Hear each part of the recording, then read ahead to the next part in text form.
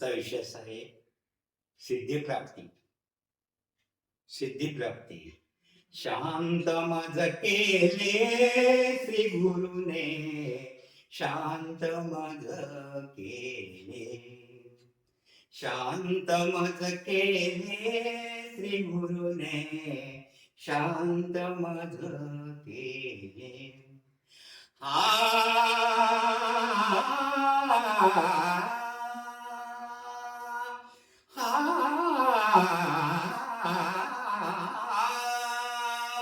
शांत मज केले श्री गुरुने, शांत मज केले.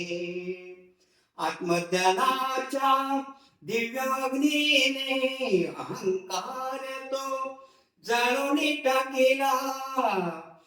संसार रूपी भवसमुद्राचे पैलतीरी नेले श्री गुरुने, शांत मज केले, शांत मज केले श्री गुरुने, शांत मज केले.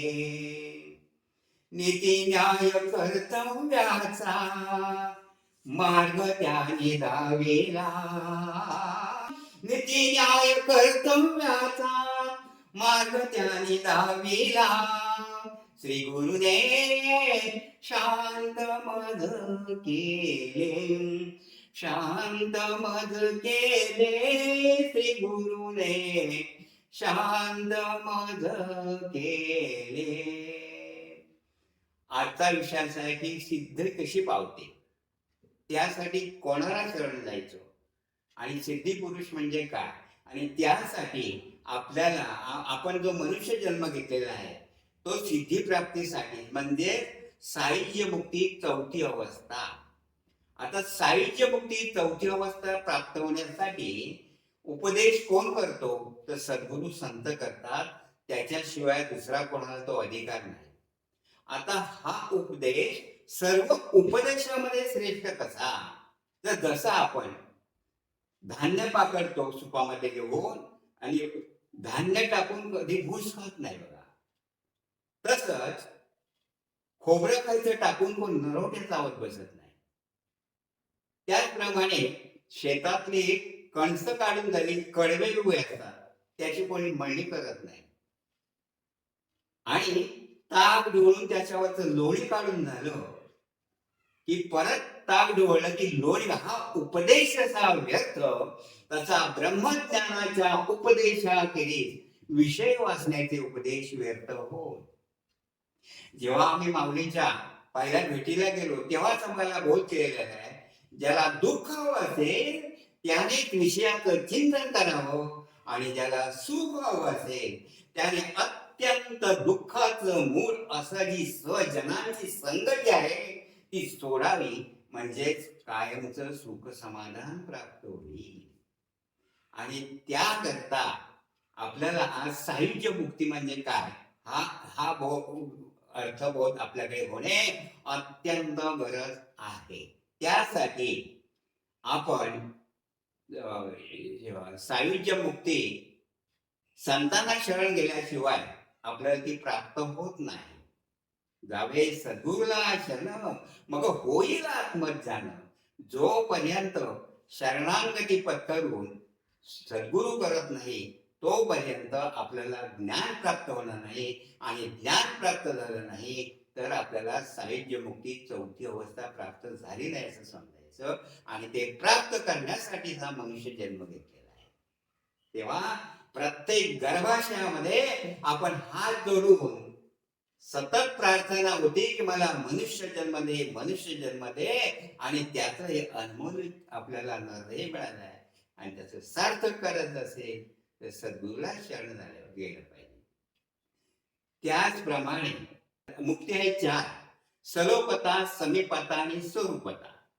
आता सलोकता म्हणजे या मृत्यूलोकात या भूतळावर राहून आपण ज्या देवतेची पूजा करतो त्याप्रमाणे ते आपल्याला प्रसन्न होते. समीपता म्हणजे देवाजवळ राहायला मिळतं. आणि स्वरूपता म्हणजे समजा आपल्याला श्री विष्णूचं स्वरूप मिळालं तरी सुद्धा श्री विष्णूचं श्रीवत्सलांसन, कौस्तुभ आणि लक्ष्मी या तिन्ही आपल्याला भोगायला मिळत नाही. आता हे ऐकताना एखादा असा मिळेल, काय सांगायला लागलंय, व आमच्याकडे अहोरात्र 24 तास लक्ष्मी येत असते. आणि आपण फक्त लक्ष्मी कशाला म्हणतो? पैसा, हडका, धन दौलत, जमीन जुमला, मालमत्ता, इष्टे, त्याला सगळ्याला म्हणतो. ही संपत्ती नव्हे, ही नाशिवंत आहे आणि चंचल आहे, ही स्थलांतर करते. मग अशी लक्ष्मी कोणती? मग प्रथम श्रीवत्सलांसन म्हणजे काय? तर श्रीवत्सलांसन म्हणजे ते समजण्यासाठी एक ऋषी महात्मे श्री विष्णूंच्या भेटीसाठी गेले आणि त्यावेळी श्री विष्णू शेषावरती गाय झोपी गेलेले होते आणि लक्ष्मी त्यांचे पाय चेपत होती. श्री ऋषी महात्म्यांचं एक महत्वाचं काम होतं, त्यांना उठवणे भाग होतं, म्हणून त्याने आपला हाताची थाप त्यांच्या छातीवर मारली आणि त्यांना एकदम ते जागृत झाले. त्याबरोबर लक्ष्मीला वाटलं की देव आता मोठा काहीतरी शाप देणार, पण बघतात तर ऋषी महात्मे आहेत, संत आहेत, सद्गुरू आहेत, त्यांनी चरण सेवा केली, पूजा केली आणि हे सगळं पाहून ते ऋषी महात्मे त्यांना गैरवरून आलं. आणि आपल्याला महत्वाचं काय, श्रीवत्सलांसन म्हणजे काय करणे अत्यंत गरजेचं आहे. तर श्रीवत्सलन त्यांनी जी थाप मारली त्यांच्या छातीवर श्री विष्णूच्या, त्याने आपलं ते प्रतीक ठसा किंवा चिन्ह किंवा दागिना म्हणून जसाच्या तसा ठेवला आपल्या याच्यावर. आणि त्याचा शुद्ध भाव असा की श्री विष्णूच्या छातीवरील पांढऱ्या केसांचा बोवरा, त्याला श्रीवत्सलांचं असं म्हटले. आता लक्ष्मी कोणती? जी आपल्या जवळ नाही आहे, आणि ती लक्ष्मी म्हणजे मोक्ष लक्ष्मी. ही फक्त श्री विष्णूच्या जवळ असते आणि सद्गुरूंच्या चरणाजवळ आज्ञेची वाट पाहत असते. त्याचप्रमाणे कौस्तुभ हे आपल्याला काय सांगायची गरज नाही, कारण जेव्हा समुद्र मंथन करण्यात आलं तेव्हा ती 14 रत्नापैकी ते एक रत्न आहे, हे आपल्याला सगळ्यांना ठाऊकच आहे. तेव्हा आता महत्वाचा विषय असा की सायुज्य मुक्ती म्हणजे काय? तर सायुज्य मुक्ती म्हणजे हित जीवाचं परमेश्वराजवळ तादात्म्य होणे. आपल्याला हे सिद्ध करण्यासाठी प्रथम आधी 8 शब्द घ्यावे लागतात. हित जीवाचं परमेश्वराजवळ तादात्म्य होणे. आता हित म्हणजे काय, जीव म्हणजे काय, परमेश्वर म्हणजे काय आणि तादात्म्य म्हणजे काय, 4 शब्द झाले. तर याचा अर्थ बोलता, हित म्हणजे कल्याणकारक, जीव म्हणजे प्राणी, परमेश्वराजवळ म्हणजे देवाजवळ, आणि तादात्म्य होणे म्हणजे एकरूपता होणे. याला म्हणजे कल्याणकारक प्राण्याची परमेश्वरा देवाजवळ किंवा परमेश्वरात एकरूपता होणे, याला सायुज्य मुक्ती असं म्हटलेलं आहे. आणि अशी मुक्ती ही अविनाशी आहे.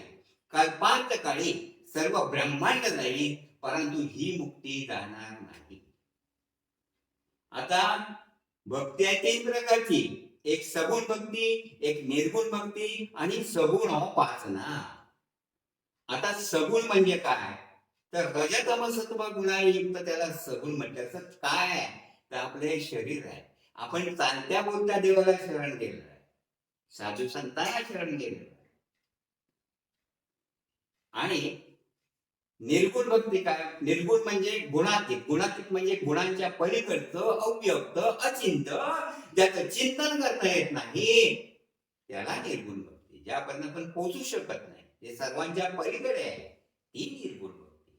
आणि सगुण उपासना म्हणजे आपल्या सगळ्यांच्या गावामध्ये देवळं आहेत, त्याच्यावर आपण देव स्थापन केलंय, म्हणजे त्यांच्या स्मृती, असे प्रभू रामचंद्र असे भगवान श्रीकृष्ण गेले, मग त्यांची स्फूर्ती म्हणून त्याला सगुण उपासना असं म्हटलं. आणि सगुण उपासना म्हणजे परमेश्वराच्या सावय मूर्तीची उपासना करणे, अवयव असलेल्या मूर्तीची भक्ती पूजा करायची, आणि तदनंतर आपल्याला तिथपर्यंत पोचता येईल. तेव्हा साहित्य मुक्ती म्हणजे आपल्यापर्यंत त्याचा पोचलेला आहे. हे सगळं प्राप्त करण्यासाठी संत शिरोमणी तुकाराम महाराज सांगतात की सद्गुरूंना शरण गेल्याशिवाय याची प्राप्ती होऊ शकत नाही. त्यावर त्यांचा एक असा छोटा अभंग आहे. सद्गुरु वाचुनी सापडेना सोय धरावे ते पाय आधी आपण साडके करीती तात्काळ नाही काळ वेळ तयार लोह परिसाची नसे उपमा सद्गुरु महिमा आला तुका म्हणे कैसे आंधळे जना गेले विसरून तयार देवाला. याचा अर्थोपत इतका सुंदर आपण म्हणतो तो अभंग काय नाही घ्यायचा, पण त्याने ते अभंग त्यातला अर्थ म्हणजे ती संपत्ती आपल्याला मिळाली तरच आपण संप्रदायामध्ये श्रीमंत होऊ शकतो. जेव्हा प्राणी संसारामध्ये अडतो मोठीशी पाठीची कळ लागते काय करू रे अशी त्याची परिस्थिती होते तेव्हा तो साधू संतांना शरण जातो. सद्गुरु वाचुनी सापडे तेव्हा त्या सद्गुरूंचे चरण आधी आधी धरायचे आहे. मग आपल्याला इतर लोक सांगतात ह्या भक्ताकडे जा त्या देवाकडे जा, परंतु तिथून शांती लाभत नाही. सद्गुरूंच्या स्वरूपी झाडाखाली जाऊन बसलो आणि प्रथम लगेच शांती लाभते. तसंच लोह परिसाची जायचं उपमा सद्गुरु महिमा आघात आहे. कारण आपल्याला सगळ्याला ऐकून ऐकून ठाऊक आहे, वाचण्याची गरज नाही की परीस लोखंडाला लागलं की त्याचं सोनं होतं, परंतु ज्या लोखंडाच्या तुकड्याचं परिसापासून सोनं झालेलं आहे तो सोन्याचा तुकडा दुसऱ्या लोखंडाला सोनं होत नाही. म्हणजे परिसत्व आपल्याला त्याला देत नाही. तसं सद्गुरू स्वामी नाही. त्यांच्यावर एकदा नितांत विश्वास नितांत श्रद्धा ठेवली हे आपण सारिगे करीती तात्काळ नाही काळ वेळ तयार आहे. आपल्यासारखं लगेच ब्रह्मरूप करून सोडतात. म्हणून ते आवर्जून आपल्याला सांगत आहे तुका म्हणे कैसे आंधळे जन गेले विसरून खऱ्या देवाला. आपल्या सगळ्या जनतेला त्यांनी अंध बनवलंय. चालत्या बोलत्या देवाला शरण न जाता नको तिथे हात जोडून उभं राहत आहे. असं कर तसं कर. आपल्याला बोलवणे म्हणजे इथं राजमार्ग समजायला असेल आणि तरच आपण सद्गुरूला शरणागती जाऊ तेव्हा त्याची प्राप्ती होते. आणि त्यासाठी एक संत शिरोमणी तुकाराम महाराजांनी शेवटी सांगितलंय या कलियुग आहे तर या कलियुगामध्ये काय करावं तर कलियुगी तारक गुरुचे पाय कलियुगी तारक गुरुचे पाय हाची सुलभ उपाय हाची सुलभ उपाय कलियुगी तारक गुरुचे पाय कलियुगी तारक गुरुचे पाय. कलियुगी श्रद्धा नाम स्मरणे कलियुगी श्रद्धा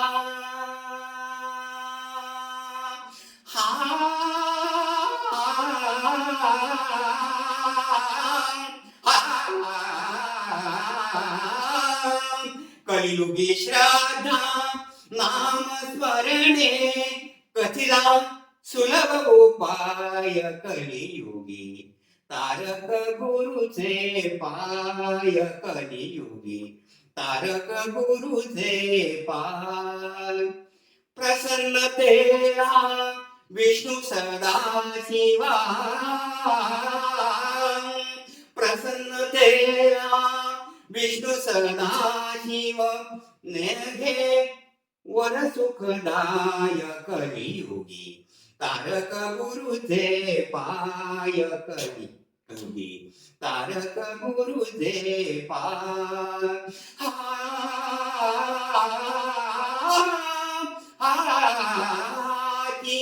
सुलभ उपाय कलियुगी तारक गुरुचे पाय कलियुगी तारक गुरुचे पाय. शेवटी आपल्याला अष्टसिद्धी प्राप्त होण्यासाठी हा मनुष्य जन्म घेतलेला आहे. तर अष्टसिद्धी म्हणजे काय हे आपल्याला कळण्याशिवाय त्याचा बोध होऊ शकत नाही. तर अष्टसिद्धी म्हणजे अणिमा, महिमा, गरिमा आणि लकिमा 4 झाल्या. 8 सिद्धी आहे. अणिमा, महिमा, गरिमा आणि लकिमा. अणिमा म्हणजे आपल्या शरीरातील अति सूक्ष्म ब्रह्म, ते फक्त सद्गुरूंना संतांना दिसतं, सिद्धी पावलेल्या पुरुषाला दिसतं. महिमा म्हणजे त्याच्यात मोठेपणा नाही. लगिमा म्हणजे हलकेपणा असतो. आणि गरिमा म्हणजे विश्वासू असतात. आता पुढील 4 प्राप्ती, प्राकम्य, इशित्व आणि वशित्व. प्राप्ती म्हणजे आपल्याला मिळकत किती झाली त्या धनाकडे लक्ष असतं, त्यापासून ते अलिप्त असतात. प्राकम्य म्हणजे ब्रह्मत्व प्राप्त झालेलं असतं. इशित्व म्हणजे त्यांच्यामध्ये दैवी शक्ती असते.